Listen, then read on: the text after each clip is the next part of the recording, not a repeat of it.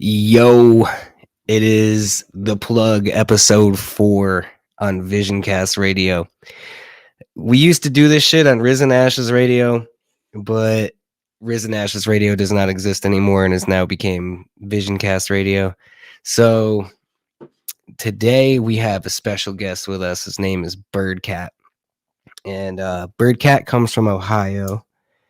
And he's done a lot of stuff, man. He's got, shared the stage with Jelly Roll. He's on projects with Snoop and a lot of really cool shit, man. And this dude's a really dope cat. So I decided I wanted to bring him on to, the resurrection of the plug on the first episode back. So let's introduce this guy in. BirdKatt, say what's up to everybody, man. What's up, y'all, man? Thanks for having me, man. Appreciate you. Yeah, absolutely, man. Normally, I don't really smoke while I'm on these shows, but I'm just getting over a cold, a sickness, and I don't know. Y'all could probably hear it in my voice compared to when I do other episodes and shit like that. But so I'm staying medicated while I'm in here today.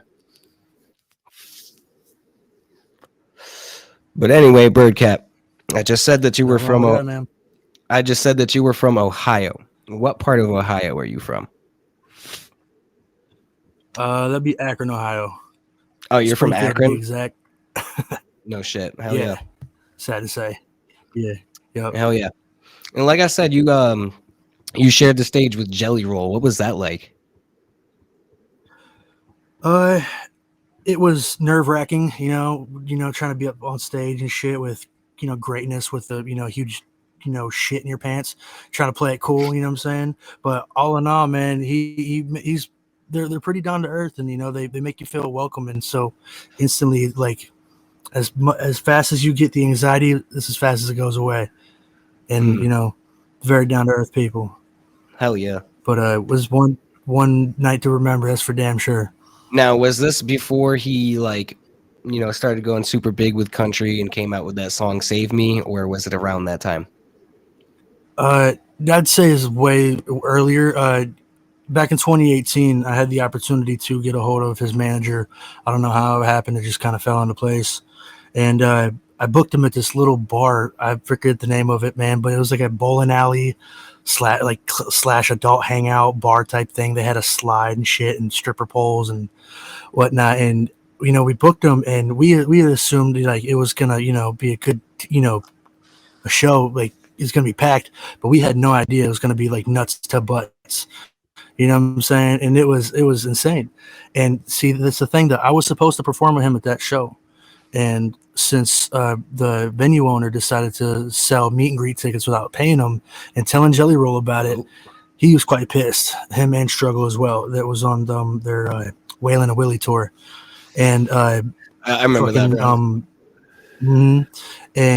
And fucking, he was pissed, rightfully so. And me being promised a position to perform and then work the door for chicken wings was less than excited. So I had maybe shook hands maybe a little bit physically harder than I should have, rightfully so. But I got in someone's good graces, and a couple years later, I get this phone call. I'm at dinner with my girlfriend, and it's Jelly Roll, and he's like, "Hey, bub, we're coming to fucking Ohio, and we want you to come out to the Blossom." And I'm like, "This isn't him. Like, this isn't real, man. I got a voice actor on the phone." And it is what it is. And he's, he hooked it up. And he's like, "We just want to show our respects, and we ain't forgot about you." That's some real shit. Years later, man. That's super cool shit, man. I don't really necessarily have any stories like that, especially with somebody as big as Jelly Roll. But that's really fucking dope, man.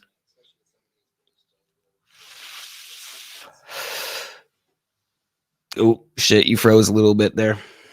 Let's see if you come back.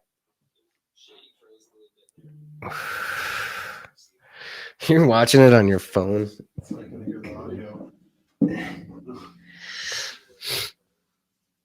What happened? I guess we'll see if he comes back. But anyway, I guess we'll get into one of his music videos here while we wait for him to come back. This is called What I Do by BirdKatt.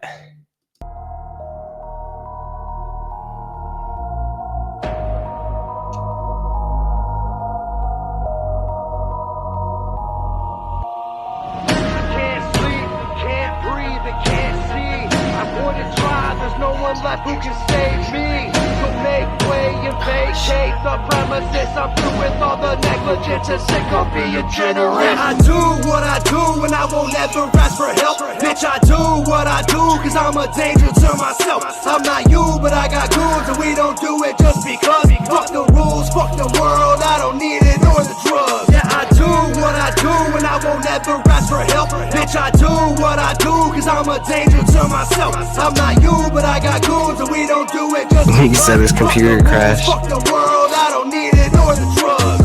Never really needed anything from no one. I learned a hard lesson when nobody showed love. I bet it all changes whenever the dough comes. You won't get shit, motherfuckers, to grow up. Sick of all the bitches acting like they know This dude is pretty dope. backyard tripping deal with donuts. And even though the kids will say that I'm only an inch away from breaking everything in front of me and just go nuts. I'ma get it done. I'ma be the only motherfucker getting sound without a gun. I'ma be the only motherfucker getting people off the street and put their shoes up on the feet and get them lost. Yeah. People passing by but only stop to call them bum. I noticed how you feel because I grew up in the slums. Almost at 15 and nowhere else to run. I can tell you the shit's creek is where it all begun.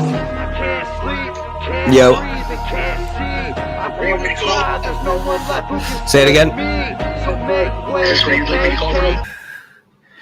All right. Actually, I like that. That was actually a good music video. Yeah, that was a good music video, and that was a really good song. All right, so unfortunately, my guy, his whole computer crashed while we were doing this interview. But that is not the end of the interview because I got my boy BirdKatt right here on the phone. BirdKatt. I'm on the phone. I'm stuck in your pocket. Yeah. So yeah, you can't get rid of this dude. All right, he's gonna be here no matter what. So, but anyway, yeah. Could you explain to us a little bit about that song, man? Like the meaning behind it, and you know what you did with the music video.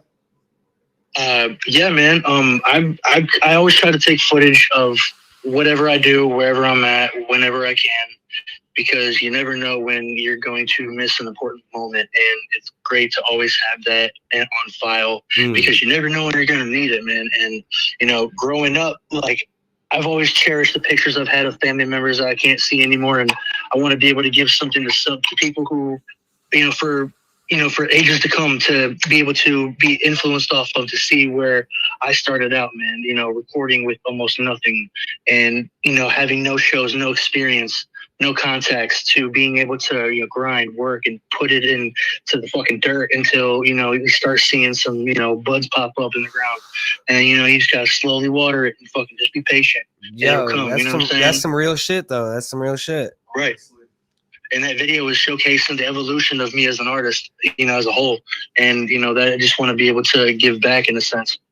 Fuck yeah, man. That song went hard. That video was pretty fucking dope. Like I said, I like the fact that you were in venues that I've performed in, and stuff like that. So that's really fucking cool, man. Hell yeah, man. I've been around town. So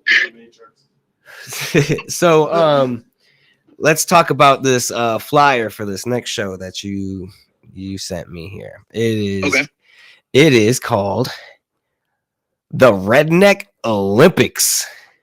Yes, sir. Tell us a little bit about that, man. Oh man, see, I know a little bit, but I don't know a whole lot, just to be honest with you. Okay. It's my boy Brad's event. He's good people, just in time. Adam Calhoun and all them, Colt Montgomery, and my boy Beer Chugging Bob got me out there at the Hayfield Bash last year out in Wellington, Ohio, and it was one of the craziest shows I've ever had. And I met this dude Brad, and he's just he makes he has his own clothing company and all that. He does a lot for his community, and he has bestowed upon me the opportunity to go and show my ugly mug at the Redneck Olympics. And there's going to be a lot of games, prizes, beer drinking competitions, you name it. I think there's I think there's a cousin kissing identity thing they got going on. Like you line up what and the you gotta fuck? kiss down the line, see which one, who's your cousin if you can guess it.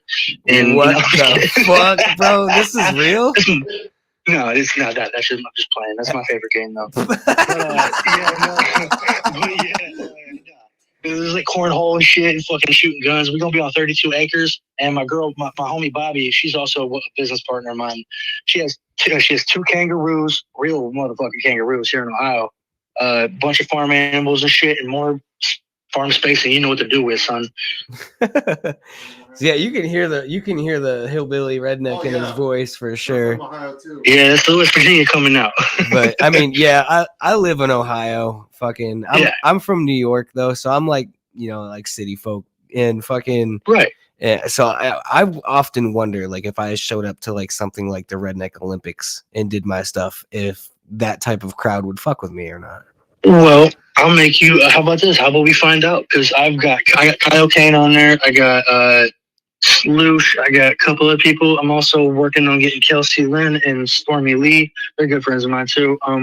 But now listen. Here's the thing. I thought the same thing, and because I have a lot of country influence, but no country music, and we're in this giant ass barn that's like the size of fucking Texas, and I'm standing on a flatbed truck trailer, and what I'm saying, and I ate shit like my first fucking like 10 minutes being on stage. I fell off the stage, and like, dude, they make you feel like home. You know what I'm saying? Regardless if they like it or not, they're not gonna go and put you down and shit. You did your thing. You went up there. You off, and on to the next one. You know what's fucking wild, bro? Is like, what's up? I used to go to all of these venues that would mainly book with country shows and stuff like that, and which I found weird because where it was at was in Albany, New York, and I'm like, why is Albany, New York booking all these country acts in a city? You would think they would want some more fucking urban shit inside of their New York doesn't even have a single redneck truck there, and fucking so like they're like, yeah, we don't do fucking hip hop shows and shit like that. And what's wild to me about that is I've heard that, a lot more shit goes down at country shows than it does hip hop shows. Man, and it's so not trying to say that, rap shows ain't safe or nothing like that, but dog, there's less drama. Everyone's welcome no matter who you are, dog. What color, brown or purple, like, you know what I'm saying? And fucking, it's just everybody is there to have a good time. And, if someone falls down, you pick them up. No, see, that's what I was saying. Like, that's what I've heard the opposite of. Is like shit, like people, really? Like people throwing down at these country shows, like fucking just all out brawls and shit like that. Like, I'm like, man, that shit don't ever happen at my shows. I've never experienced that, bro. But I mean, you kiss someone's cousin on accident, dog, thinking it's your own. That's your shit. That's on you. You know what I mean? You gotta deal with Dude, I fuck with this guy. He's fucking hilarious. Yeah, like he's cool. We might have to fucking invite him into the studio, bro. What you want to do, man? But yeah, man, fucking, you seem like a chill ass dude. This has been a great night and great interview. Appreciate that, man. Yeah, no problem, man. Thanks, so, just we've known each other, man. You've always been looking out and always been a good dude to me. So yeah, you too, man. You too, man. Fucking, so let's talk about like some upcoming shit that you're doing besides shows. You got any like albums or songs that you're working on? You're about to put out? Or? Yeah, man. Hold on, I'm going through my scroll. I'm seeing. He said, "Oh shit, hold up, I got a Volt, man." Yeah, fucking. Like juice got a butler and all. Yeah. He's like, well, dude, Eminem has a fucking briefcase in his house. He doesn't let go of it. Yeah, and it's just it's just full of fucking songs, bro. His OG written in circles. Papers are at Mom Spaghetti's actually. Huh? His OG rap shit is at Mom Spaghetti. Oh, word. Yeah, that's cool. And the crazy thing about that song is that he wrote a prior version to it that he doesn't remember even doing. Right. It's out there. It's wild. There was what was it when he put out that Shady 15, I think is what it was, the album that had the ski mask on it and it featured a bunch of Shady Records artists. I don't want to.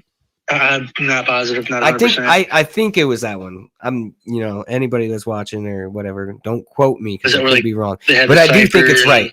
But anyways, so they had a song on there that was the demo version of Lose Yourself, and it was completely different. There was the verses weren't the same, the hook was still the same, but it had no fucking oomph to it, and it was no fucking message. Yeah, and it was completely unmastered. And then so like when you listen to that and then to like what the song actually is now, it's fucking wild. Mm-hmm.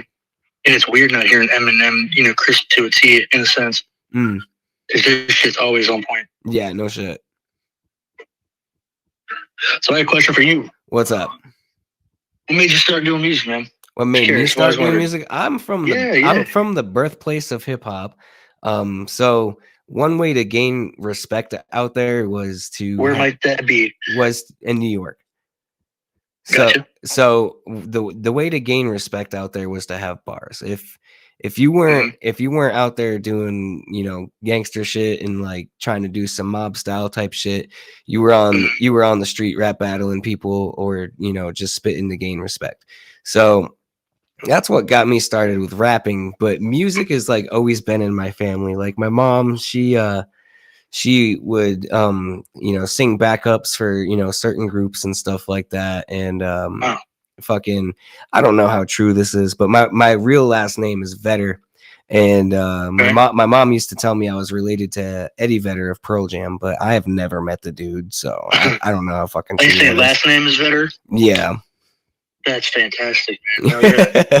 But like I said, I don't know how true that is, because my mom, she was crazy old fucking lady, so anything that she could have said could have been completely sideways, because like she had a bunch of strokes and like half of her brain worked. But, you know, maybe it was true, and, you know, maybe I am related to that dude. That'd be super cool. If I am and he ever sees this, yo, you better fucking reach out to me. Like, but if not, it is what it is. Yeah, I feel you, man. Fucking, I had two dads. Fucking, one that lived with me, and then my mom said the neighbor was my dad. So I had, you know, two close quarters. What the fuck? But yeah, that's crazy. Parents are awesome. Fucking, my mom was wild, bro. Like, in her younger years, like I said, she used to like sing backup and do shit. Like, she used to fucking drink and do a bunch of psychedelics and shit, and just do a bunch of wild shit. And that's kind of why I am the way I am. But I'm not as wild as she was. I mean, you got to free your mind. Just don't lose it. You know what I mean? Yeah, pretty much. I fucking identified as a couch one time, dog, and I just was not happy about it. Yo, my boy Jimmy over here, bro. He's fucking laughing and holding his face. All right, so we were fucking around with these things called polka dots, right? And they're fucking mushroom candy bars. Yeah, mushroom candy bars. No. And fucking, so I eat psychedelics all the time like it's nothing. My buddy over here, my buddy over here, he doesn't really fucking, you know, do that type of shit often. So I started him off with like little tiny doses. You know, I'd give him just one square, and then like an hour later, he'd be like, "Yo, let me get another one," and I'd give him another one, and he wouldn't like necessarily trip, but he would feel good. Yeah. So like, you know, we were doing that for a while, and then, you know, one day he decided he wanted to ride the roller coaster for real. And then fucking, so so I give him a couple pieces, bro. And then he starts pacing back and forth in the room, and I'm like, oh God, here we go. Because I know that this dude's about to start tripping and having a bad trip. So, he did, dude. He started freaking out. He fucking went downstairs and fucking like closed all the blinds and shit. And just, yeah, dude, he just kept himself in the dark. And I was like, dude, that's something you shouldn't do. But anyway, he wanted to ride that roller coaster, so I wasn't gonna babysit him because he wanted to make that decision all on his own. So fucking, he finally comes outside, right, for a couple seconds. We're growing these tomato plants outside, bro. He's looking at the tomato plant and he just goes, no, and then just goes back inside, bro. So the next day later, so when I asked him what that was about, he was like, bro, there was a split second where I thought I was the tomato plant. Yeah, so that freaked him out. He'll never do psychedelics again after that. If you like to talk to tomatoes. Bro, I was singing that to him all that week. Fucking awesome, dude. Hell yeah. Oh shit. See, I like tripping with good people, man. I still go to Legends here and there, man. They got like caves and shit, and I could last about 10 minutes in there when I'm on mushies, and then like the walls close in. Listen, my first time doing them now. Listen, I was at my homie's house. Yep, go ahead. If he didn't want to trip that hard, that he wouldn't have. You know what I'm saying? And that's why I did not babysit him. Some people will probably say I'm a shitty friend for that, but like I've done it too much. And like when I warn you and I say, listen, do you really want to ride the roller coaster? And you say yes, you got to do it alone. Yeah, you got to ride that out. That's But And anyway, go fucking, back, you know what I'm saying? go to what you were saying, man. I'm sorry. Yeah, I was saying, man, you know, fucking sometimes we gotta walk on the fucking wild side in a bit, you know, to learn a little about ourselves. Yeah, no, And, no you shit, know, no and shit. My first time doing it, dude, like, cause we used to rep on my boy B Focus's crib, his dad's spot. We used to run a mic through the TV. I don't know how he did it, but like we performed through a TV. And you know, he was like, "Bro, I got these mushrooms." And I'm like, "Word?" And he's like, "Yeah." And here's where shit gets wild, because like I'm all about like people doing what they want to do and shit. You know what I'm saying? And, you know, you dress however you want to dress, be who you want to be, fuck who you want to fuck. But I did these mushrooms, and you'll see where I'm getting at. And I did these mushrooms, man, and legit, I've never felt so happy in my entire life. My face fucking hurt from smiling and giggling, dog. Yep. And we're all I've been there. center freestyling, bro. And I freestyled like the best unwritten shit that is never gonna be remembered or heard again. And you know, it was dope as fuck. So we had, you know, my buddy, he fucking sells weed at the time, and some dude comes over, and this dude has a Gandalf walking staff, bro, and a fucking like a black trench coat with 9,000 pockets on it. Now, we're sitting there just bullshitting, and he could kind of tell that we're, you know, under the influence of a substance. And he's like, "Let me give you a BirdKatt, dog. I'll hook you up with something." And we're like, "Whatever, you got some cash." So he starts patting his pockets. He starts going through his shit, bro. And you'll never guess what he pulls out of his pocket for currency. Motherfucking Yu-Gi-Oh cards, bro. I like died and came back to life. And I'm like, no, he did not. Like, and I'm like, I gotta leave, man. I walked out of my buddy's house. I'm like, listen, it was good, it was fun, fucking, but it was so funny, bro. It hurt, and I'm just like, man, I'm canceled. I just walked home, and it took me like an hour to walk to the end of the street. The stop sign was like The Shining. The fucking door at the end of the That's hallway. fucking hilarious. Come close enough. That sounds like bro, some first shit. time was fucking great. That sounds like some shit. All right, so I have this buddy back in New York, bro. He's a little bit of a weirdo. He wears trench coats, and you know, he's into that anime shit and that fucking Yu-Gi-Oh type shit. So when you just said that to me, bro, that's all I could think of was that dude. And like I don't know what his new rap name is. He's a rapper too, and like he used to go by the Black Dragoon. And we always used to fuck with this dude because he was just like the weirdest cat, man. He just show up in a trench coat, fucking all the time with miscellaneous fucking pockets and shit. But he's 110% serious as fuck, and that's him. You know what I mean? Yeah, no shit, bro. And like, fucking, I can't help but respect that, bro. But you know what I mean? Yeah, he's funny as shit too, though. He'll be cracking some jokes and it'll be funny as shit. But yeah, when you just brought that story up, bro, that's all I could think of. If anybody knows the Black Dragoon, bro, like you're gonna laugh your ass off when you hear this shit. Hell yeah, that's awesome, man. Yeah, all my friends were the outcast dogs. So I prefer it that way. Yeah, I feel it. You know, fucking. But shit, man. We're gonna go ahead and wrap this interview up. So if you got any like projects you want to talk about, or your socials, or anything you want to drop, man, just go ahead and do so right now. Yeah, man. It's the BirdKatt, and I got shows coming out. Or I'm performing May 26th, Wellington, Ohio. Also performing April 20th outside Hustle in Kentucky with Kyle Kane, Kelsey Lynn, Stormy Lee, and I will also be on the Redneck Olympics August 17th and the Hayfield Bash October 19th. Got 2 new tracks coming out with Crazy Bone and Twista. Looking forward to it. Hopefully, I got one coming out with Michelangelo Scarrow. Hey. So thank y'all for having me, man. It's BirdKatt, Chirp Meow, and y'all have a fucking blessed night. Hey, man, you have a good one, man. Thank you for coming on the show. Yeah, you be safe, man. You too, bro. Yes, sir. Thanks. All right, man. That was fucking BirdKatt, Chirp Meow. You know what I'm saying? Fucking Jimmy, what'd you think of that, dude? That was pretty fucking good. Yeah, he was pretty dope, man. His song was good. So I'm pretty sure his other songs are good. His vibes are dope. Definitely a country motherfucker for sure. For sure. But you know, ain't nothing wrong with that. God damn it, I'm dropping shit. So anyway, this was the Plug podcast on VisionCast Radio. It's so hard to fucking not say the old radio station, but for anybody that was tuning in live and watched, thank you for tuning in live.